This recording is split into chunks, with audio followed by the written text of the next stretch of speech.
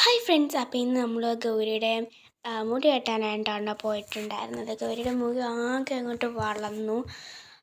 അപ്പം ഗൗരിയുടെ മുടി വെട്ടാമെന്ന് വിചാരിച്ച് പോയി. ഞങ്ങൾ ഇതിന് മുന്നേ ഗൗരി കുറച്ചുകൂടെ ചെറുതായിരിക്കുമ്പോൾ ഗൗരിയുടെ മുടി വെട്ടാനായിട്ട് പോയിട്ടുണ്ടായിരുന്നു.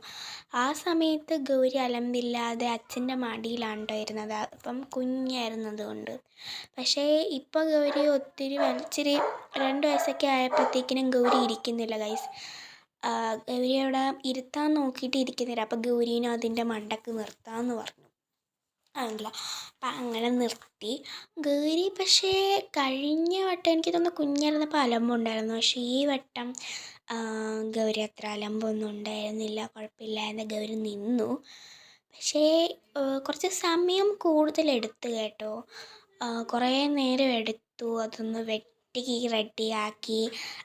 ഒരുപാട് മുടിയൊന്നും ഇല്ലാത്ത ഗൗരിയുടെ ഒരുപാട് മുടിയൊന്നും വെച്ചിട്ട് പിന്നെ കുറച്ച് നേരം ഗൗരീനെ അങ്ങ് ലാസ്റ്റ് കുറച്ചായപ്പോൾ ഗൗരി അവിടെ ഇരുന്നു.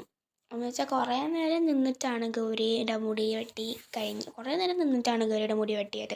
പിന്നെ കുറച്ചൊന്ന് ഇതായപ്പം കുറേ നേരം കഴിഞ്ഞപ്പോൾ തോന്നുന്നു, എനിക്ക് തോന്നുന്നു കുറേ നേരം കഴിഞ്ഞു. അതിന് ശേഷം ഗൗരി അവിടെ ഇരുന്ന് ഗൈസ്.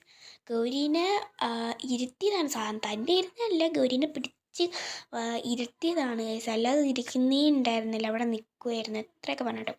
പിന്നെ കുറച്ച് കഴിഞ്ഞപ്പം ഗൗരിയുടെ മുടിയൊക്കെ വെട്ടിക്കഴിഞ്ഞ് എൻ്റെ മുടിയുടെ തുമ്പ് കൂടെ അങ്ങോട്ട് വെട്ടി കേട്ടോ. അത് കുറച്ച് വെട്ടാനുണ്ടായിരുന്നു ഇങ്ങനെ. അപ്പം അതും കൂടെ വെട്ടി. അപ്പം അതും എൻ്റെ മുടിയുടെ തുമ്പും കൂടെ വെട്ടിയതിന് ശേഷം ഞങ്ങൾ ഇറങ്ങി. അപ്പോൾ വീട്ടിൽ എല്ലാവർക്കും ഇഷ്ടപ്പെട്ടെങ്കിൽ ലൈക്ക് ചെയ്യുക, ഷെയർ ചെയ്യുക, കമൻറ്റ് ചെയ്യുക. ടാറ്റാ.